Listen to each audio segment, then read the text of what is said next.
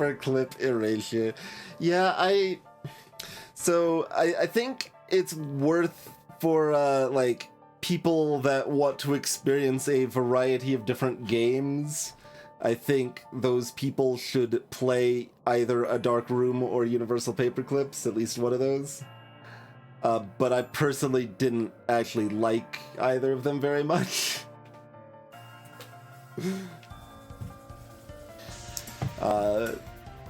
Importantly, those are not like super long. They don't overstay their welcome. They do kind of, and they both have the cool unfolding aspect.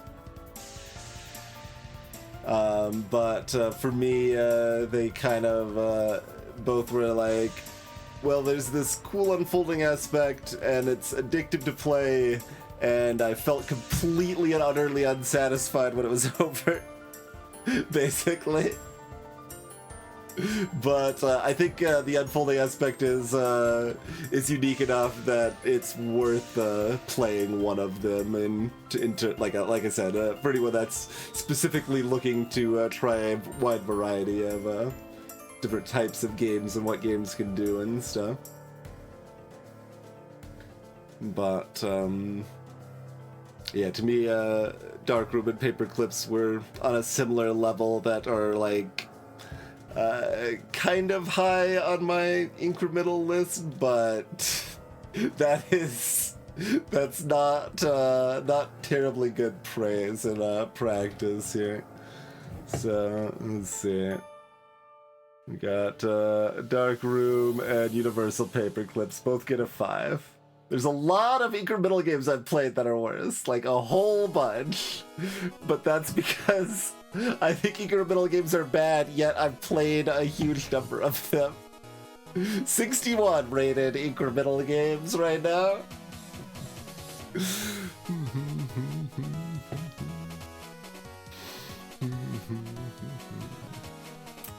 Crake, yeah, I've also given that a 5, so, you know, it's okay.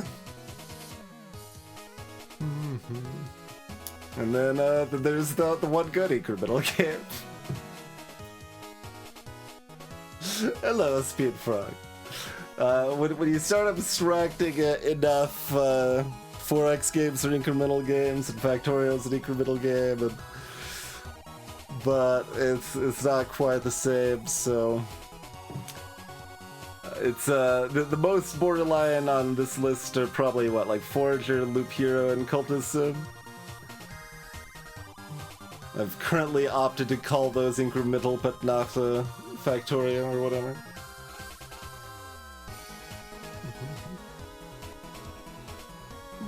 Hello, Servants.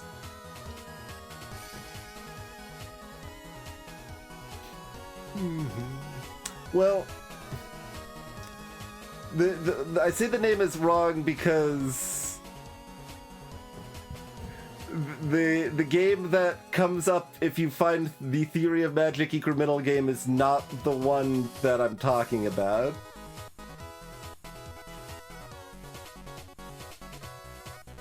So I literally was not able to find the game I was talking about again existing anywhere, and it wasn't that long ago when I played it, so I'm like, it baffles me a little bit, but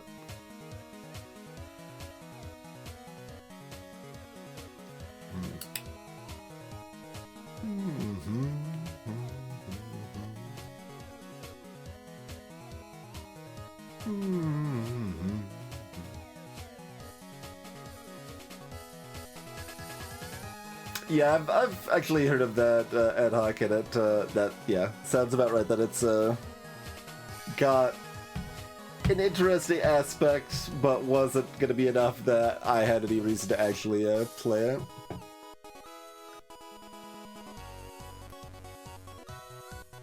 Yeah, Alka Historian did not, it's first rather than last, unless there's also the last, but I also was pretty meh on that. There's some good music. Is it mostly just Trash Planet or Orb of Creation? Those two have good music. Space Pilot's music was okay. I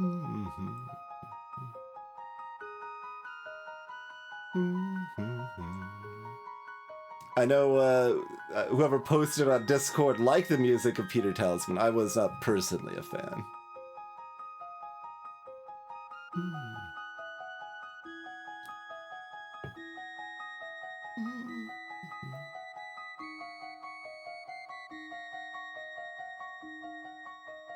Well, the important thing about Orb of Creation is that it's not an idle game. Like,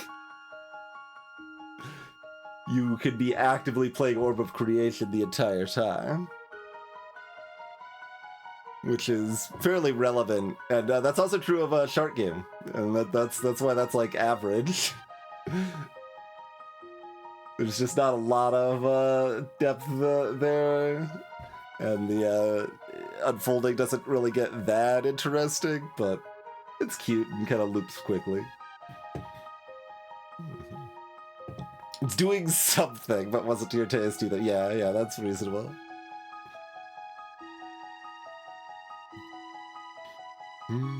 But yeah, it's an interesting category of games. It's very much like the sort of thing that at different points in the past, I don't know, 5-6 years or whatever, I've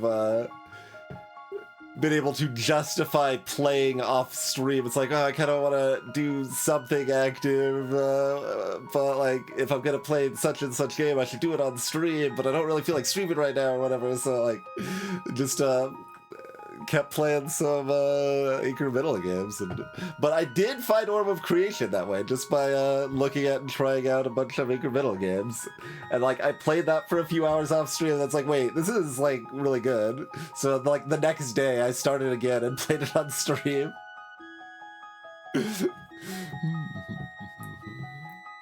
But anyway, why don't we go ahead and take a break. Yeah, I played Spaceplane on stream, in fact. I was not impressed. You know, it's still better than several. But yeah, that's up on the VOD's channel already, in fact. As is Orb of Creation and Forager and Loop Hero. All of those are on the VOD's channel already. 3 is the lowest score given for an incremental game. That was sorting out only incrementals. We've got a few things lower than 3 overall here. And yeah, I've been thinking I might revisit this because we've got a new video card now, so it probably won't be crashing constantly, hopefully. We last tried to play that on stream like 5 years ago. But maybe I can actually play that again and give it a rating. It's currently the only thing like listed but not rated. But yeah, I got a few things lower than a 3, but 3 is definitely low. You can see right here. There's the only the bottom 1% is lower than a 3. Bad Rats is on the list. Yep, we've streamed Bad Rats. I think I've got that at a. What do we got? What did I put Bad Rats? Is it 3.5? Did I end up? Yeah, I went all the way up to a 3.5 on Bad Rats. It had comedy value. Whether it was intentional or not, mostly not. There was some humor there, and the basic Incredible Machine gameplay sort of worked. No, well, the thing about Color a Dinosaur is that it's like, even in the concept of a coloring book on Nintendo, it does that job badly.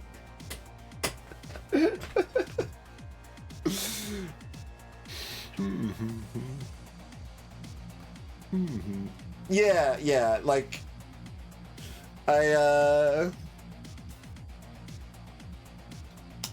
agree, Mark. Like, there's like, oh, it's kind of fun to start making these links, but then like so many of the links didn't really work, and it just felt like kind of yeah, yep.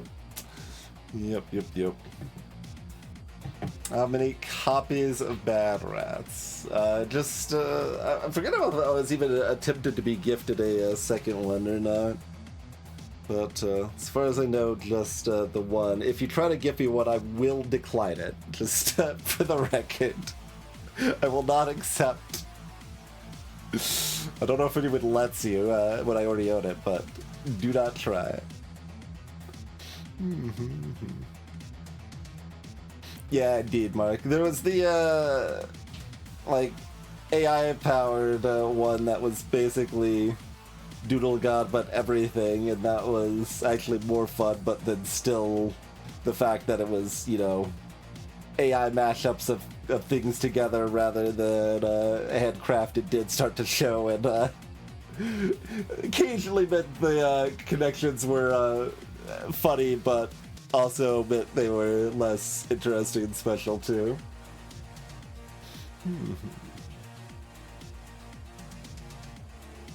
Oh, Doodle God was an old Flash game, Lightning Bugs. Like, played that before I had Steam, I believe.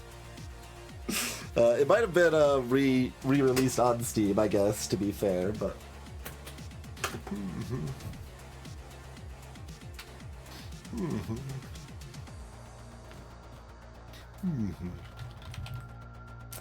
Yeah, like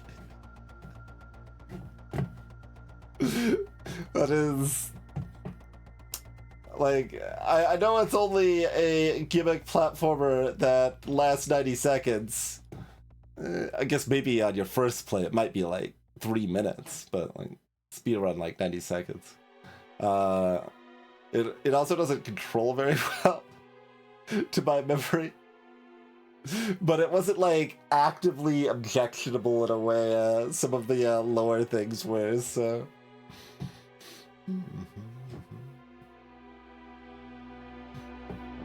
Yeah, I did not like Suikoden Densen 3 or whatever at all particularly when I played it.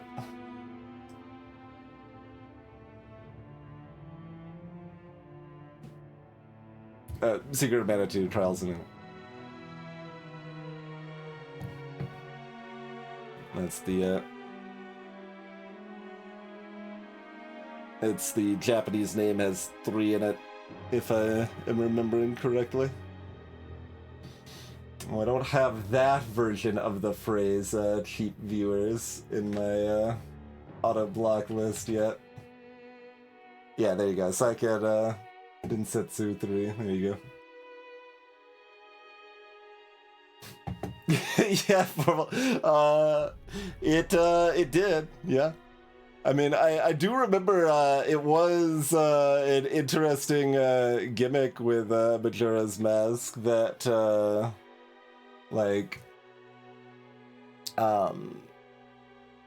so they present you with the premise of like the world's ending in 3 days or whatever, and like, you know, you just assume that's like some video game exaggerated thing, so I'm just like going about gradually exploring the village or whatever, and then the world ends. It's like, wait, they actually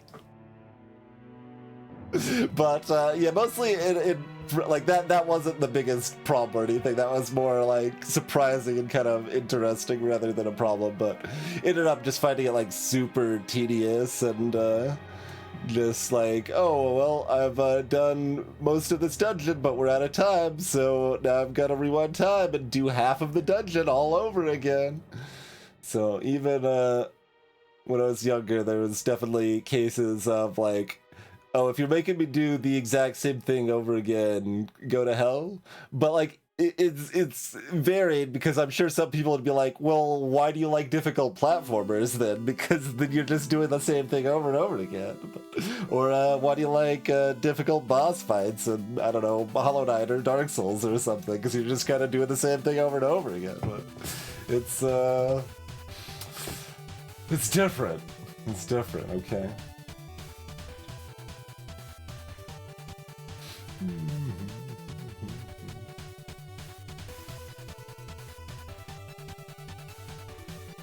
Yeah, I played the SNES version at home.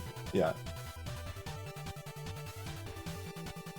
As far as I know, it was a different name for the same thing, and I was just updating the name to be what people actually called it.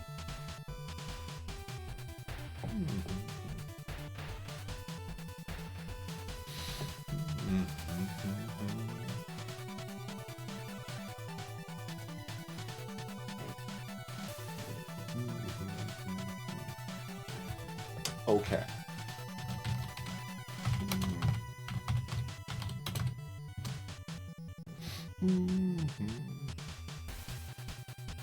I'm assuming you checked your spelling on that.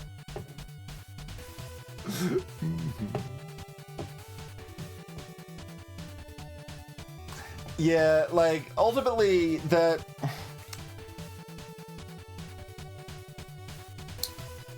doesn't feel worth me trying to say in a lot of ways, Mark, because like that too readily leads into, well, I'm rating this high because everyone else rates it high, or whatever, like that column, or if you're rating it high because of supposed historical importance and stuff like that.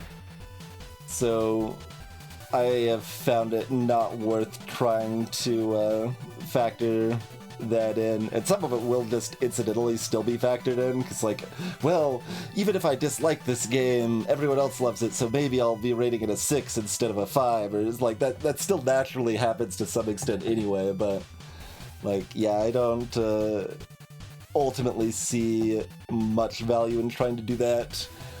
There are some angles that's useful. I try to cover that in the comments sometimes, where it's like, okay, well, this isn't to my tastes, but like, I don't know, this isn't like the best example here by any means, but like, I'm not particularly looking for a Mega Man X style experience, but like, I think Gravity Circuit is a game that's well worth playing for anyone that does want a Mega Man X style experience. Like, I think that's a good modern take on Mega Man X.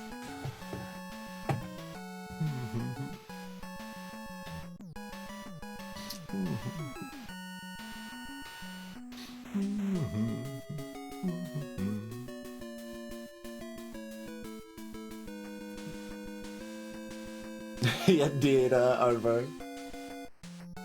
And 20XX is a different vibe that has different pros and cons, but does also, yeah, provide some of that modern Mega Man X style, certainly. To me, I found 20 and 30XX pretty similar, like, not distinct enough that 30XX's existence was super justified to me. But also, I haven't revisited it since it's, you know, been updated a lot. We only played it right when 30XX first came into early access, I think. But yeah, it's a really easy trap to fall into, Aardvark. Like, I even like to be somewhat contrarian to that angle where, like, I don't know, there's some, I don't know, pride or something in, being able to rate Earthbound or Half-Life lower than almost everyone else or whatever, and like, you know, feel like I can justify it or whatever. So like, I have that, but like, even then I can still see it leaking in sometimes. Like, I'm sure there's a decent handful of stuff that ultimately I didn't like that much, but still was like, like it's beloved, like it wasn't that bad, and still like give it a 6.5 or something like that. But that's, you know, that's it's being human in a lot of ways, right? Like, nothing exists in a vacuum.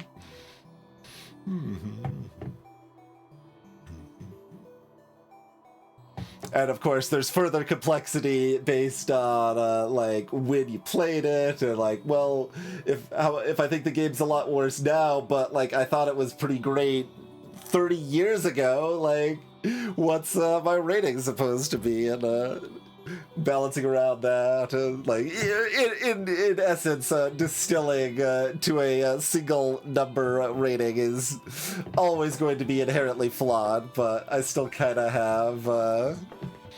have fun with it anyway.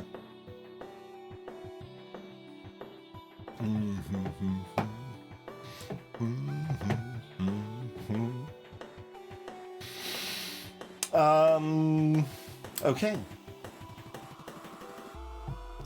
I mean, we will be talking about ratings more in depth at the end of the year, so I probably don't need to go like super deep into rating discussion right now, but rate them out of 151. I mean, I've already got an 18-point scale. I'm happy with my 18-point scale.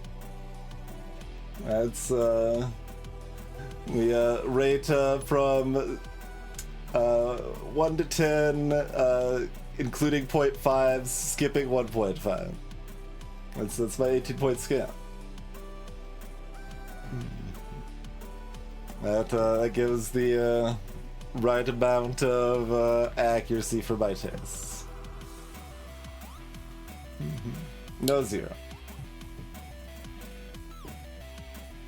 No 0.5, no 0, no 1.5.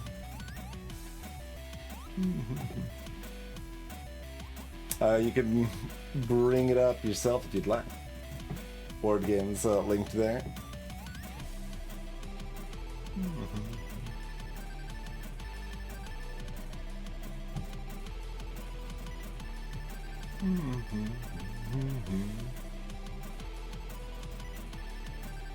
Aardvark.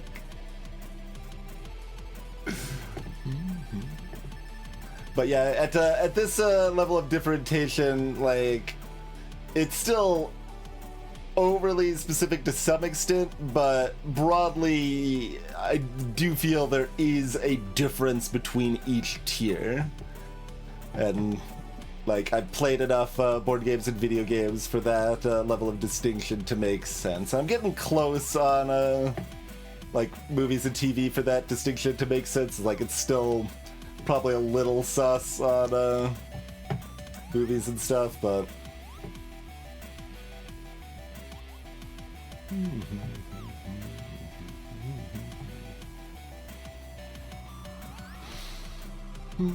yeah, I mean, I like Time's Up / Celebrities enough that I've developed a mobile app version for it over the past decade. That I really need to I can at least post it on itch.io sometime. I need to do that, like, I don't know, the first half of next year, finally. So it's at least posted publicly somewhere.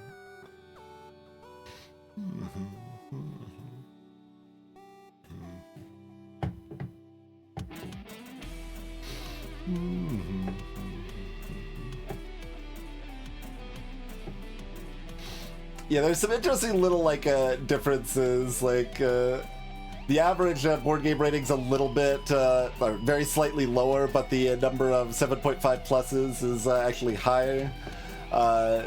In practice, that's predominantly because there was just a bigger stretch of me just playing bad board games than there ever really has been for video games. Oh yeah, no, they're very similar, but once you're rating like 4-digit number of games, those numbers change very slowly, usually.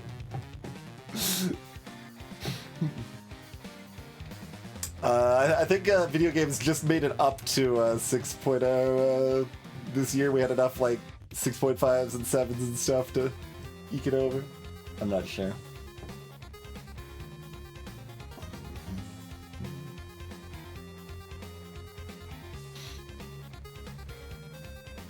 The resistance ending before you take a turn is... I guess even before you chose a team? Like, you still had votes and stuff, I guess. Irredeemable, flawed power grid. Yeah, it has flaws, but they are not irredeemable in my idea.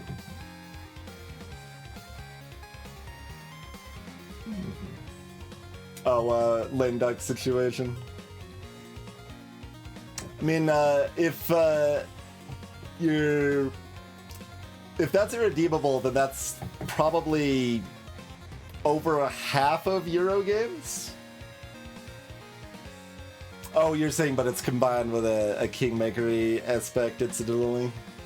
That's less common. Okay.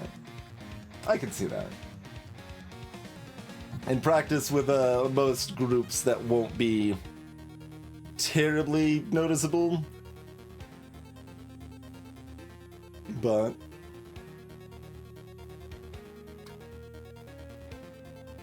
like, it does have a very calculational in-game, but in my experience, that's usually just the last turn people should have calculators handy, more than any other direct problem with it.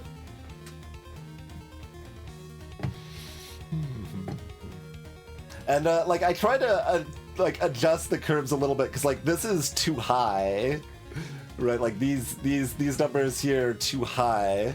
Like, to some extent it makes sense. Like, they should be higher than these numbers, because I've played a lot more, and if you play a lot more, your taste develops, like, as you experience more of a medium, your taste develops more, and you experience more of the bad stuff, where if you, only read like a dozen books a year, you're a lot more likely to only read good books. But I still think these numbers are too high. I've like tried to tweak them down a little bit, but it's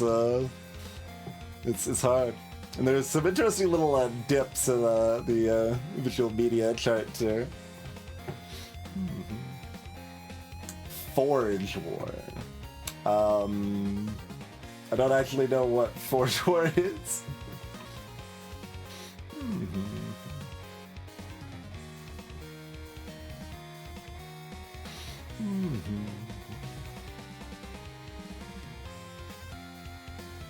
Well, I mean, if hidden victory points is enough to fix it, then it doesn't fix it ad hoc, it just obscures it. And if you're, like, if someone is able to calculate to the degree you're describing Power Grid by the, like, 2 or 3 turns before the end, then they can also track hidden victory points. And therefore that doesn't solve anything, would be my counter-argument to that aspect. Like, there's plenty of Euro games with hidden victory points, specifically to... Oh, sorry, you mean like actually hidden victory points, not just hidden trackable victory points, which is also very common. If you pick a card that gave you 1 to 3 victory points, you're probably playing a bad game because that's too much variance. Your best result's 3 times better than your worst result. Make that 2 to 4 instead of 1 to 3. That's a go-to example for me. I know you were just using it as an arbitrary example. But yeah, there's a lot of board games that have the actual victory points people have gained as hidden, but like, it's known at the time they get them, but unless people are actively tracking it, they won't know until the end, and, like, that's always, like, a little weird, but, like, it's in place to make it so that the lame duck situation's way less obvious, so... It's a dance. Like, I understand it as a mechanic. I think it's even, like, good to have in some games, but I'm also not that big on hidden trackable information. It's a dance. It's a dance.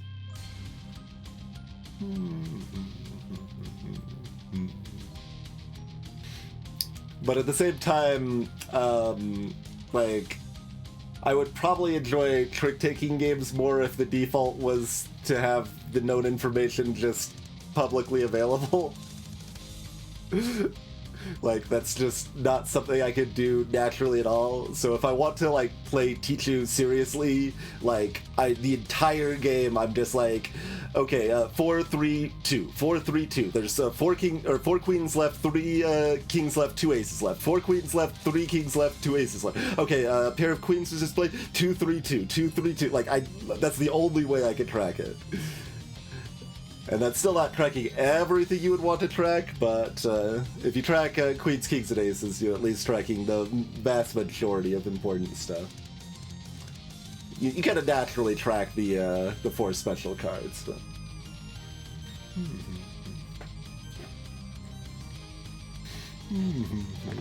Forge, wow. I don't have a rating for Forge. Wow. Mine ore and forged weapons for adventures go on quests. 60 to 180 minutes, weight 3.8. Solo playable. Doesn't particularly sound like something I want to play.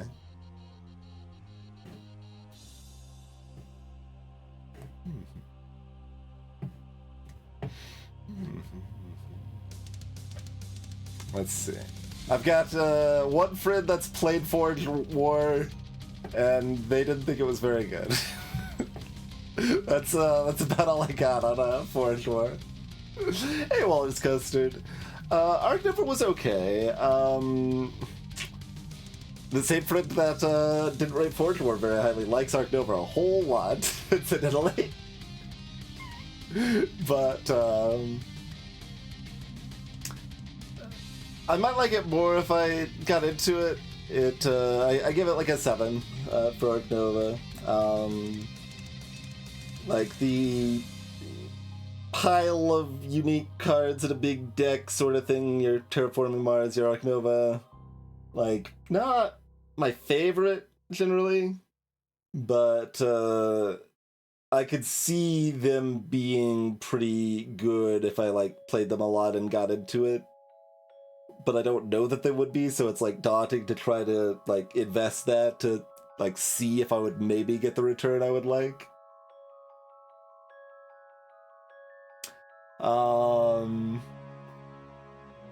No, I do not factor in cost value in video game or board game ratings at all. Like, ultimately that's too situational and wonky to really factor in. In some egregious cases, I might at least mention in a comment or something. But yeah, I mean, I don't rate Time Stories a 2, which in terms of cost value, it's probably about that. I don't know, compared to your average board game. Crocodile would still beat that out, absolutely. And you don't need a $300 board. You can get a $100 board and still have good value on a crocodile board. Hello, Instant.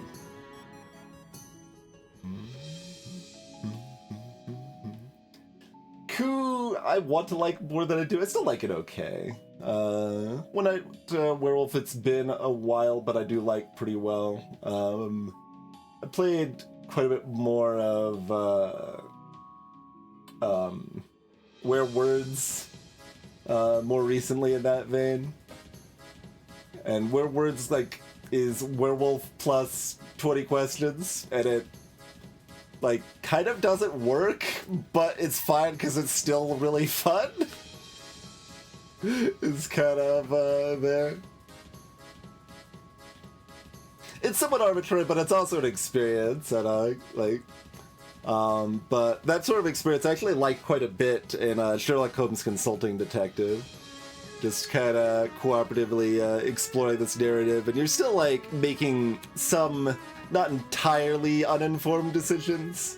Like, it is somewhat arbitrary, somewhat random, but you do have some information that's building, and it's kind of doing an interesting exploration and stuff.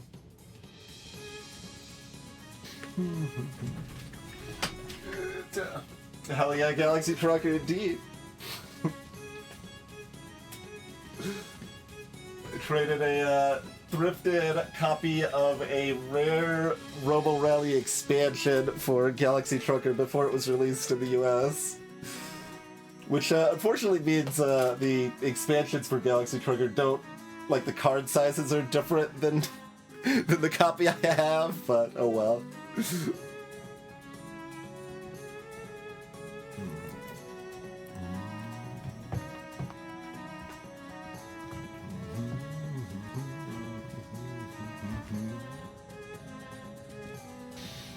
Well, yeah, but like in terms of value, the thing about Time Stories is that it's a game that comes with literally one scenario. You're buying a full-price board game that has one scenario that you loop through a total of 2 or 3 times, and that's it. And then you could buy another like $20+ expansion to get another scenario for it or whatever. So ultimately, gameplay-wise, I thought it was still okay, but like value-wise, like I was genuinely surprised. Like more people weren't like livid that it came with a single scenario. Like that just seems like utter nonsense to me.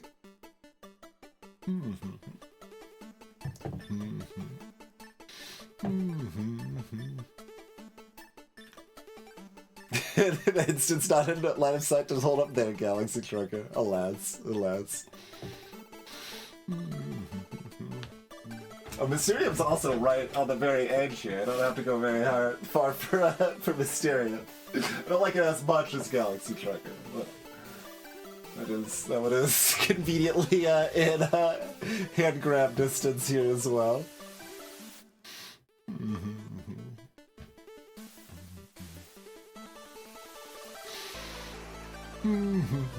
But anyway, yeah, like it's too jank to try to factor in cost value. It's somewhat akin to factoring like historical importance of games and stuff, and like that doesn't ultimately seem like it's worth doing. So, hello, Zergling. Nice, Edak. Yeah, that's always a lovely spot to be in.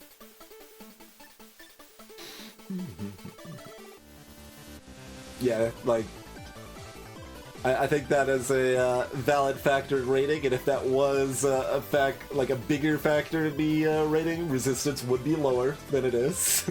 I'm certainly not going to claim like every game of resistance I've had was ideal or perfect, but I've really loved the best games of it I've had. Arguably it should be less than a 10, but like it's another one of those spots where it's like, well, it was a 10 for some relevant portion of my life. Do I lower it down to what it is right now, just purely like, I don't know, 8.5 or something like that? Do I go in between those, going like a 9.5? Do I just leave it at a 10? Like Escape is a 10 for you. Unbridled Joy. It's a little too samey and just kind of dumb for me to be considering it a 10, but it is a lot of fun. I'm not disagreeing that it is a lot of fun. It is a cool experience. Hello, Snaky Moses.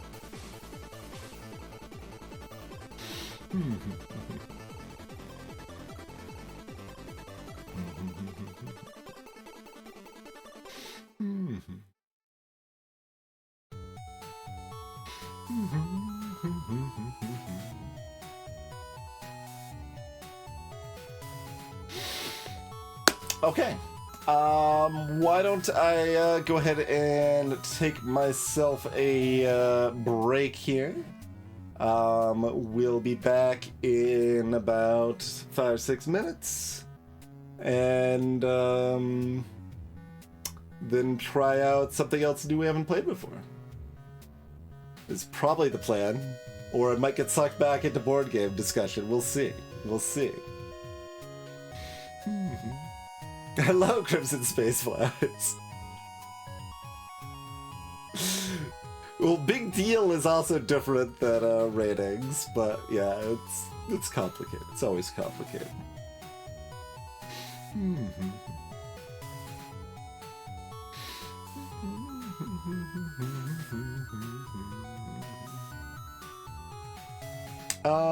Never Again, Morris? It seems like that should mostly be fine. Mr. with Dixie Cards. Did it really miss that much?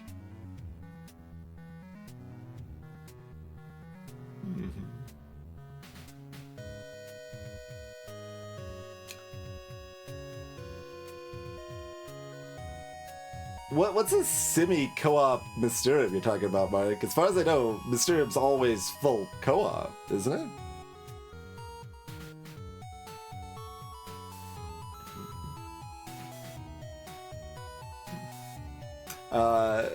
Dixit does have some potential oddities in the scoring and the fact that, like, to play it in the way that is, like, best for the game and most fun to play the game, that's not your ideal way to score it. There is some weird in-game stuff, but it's still fully cooperative. It's just that, like, people that did better get to have more information to vote off of.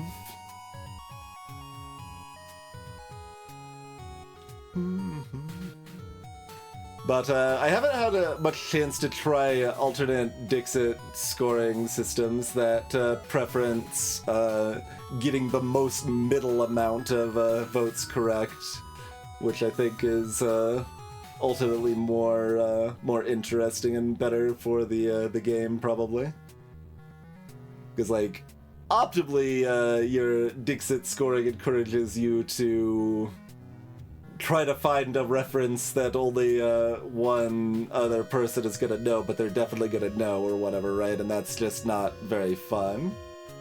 Like, that's kind of part of why I stopped playing Dixit to some extent, like, because one of the people I was most likely to play with always kind of led that route. And, like, even if you're restricting, like, direct inside jokes, like, that still comes up. It's like, oh, I'm going to reference this specific movie that I know this one person has seen and probably no one else has seen, sort of stuff, and, like, that's just not very very fun.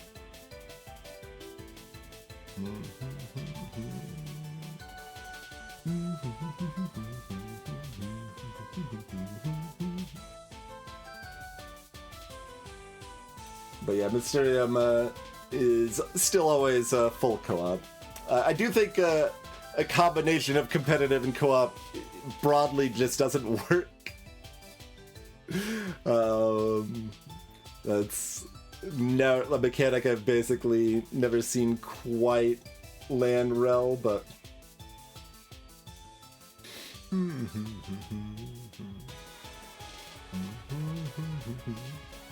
I mean, I think I did actually make, like, a little note card of what Dixit rules, like how to set it up for splitting. Although the splitting vote works better with bigger groups.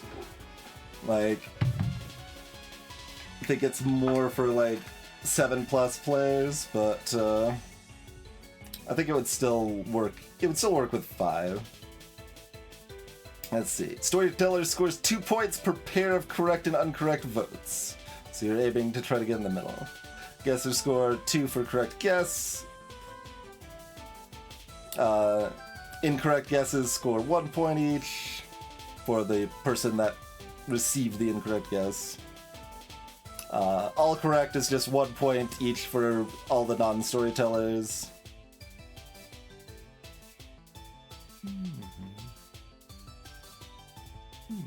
What is this? What was I trying to write down here when I wrote this down? Not that long ago, like only a year ago or something.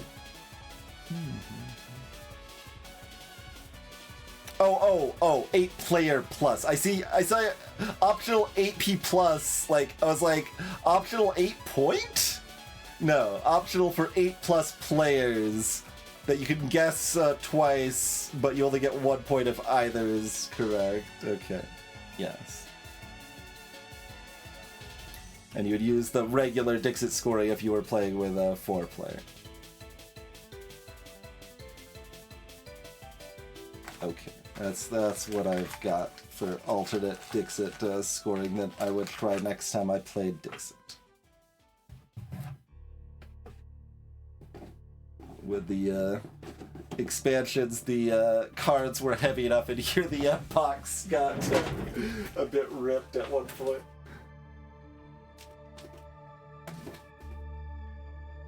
Okay.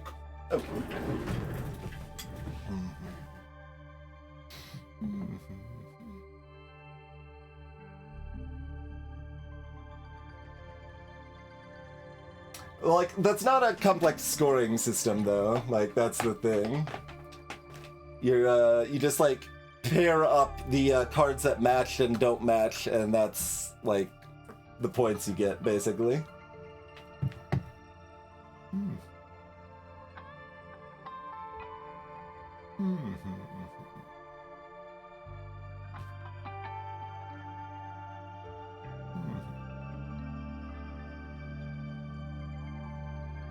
Like, I specifically have reference of, like, the person that came up with a scoring system playing with a bunch of people who don't really play games, and, like, there are absolutely ways you can, do it. It doesn't change with player count.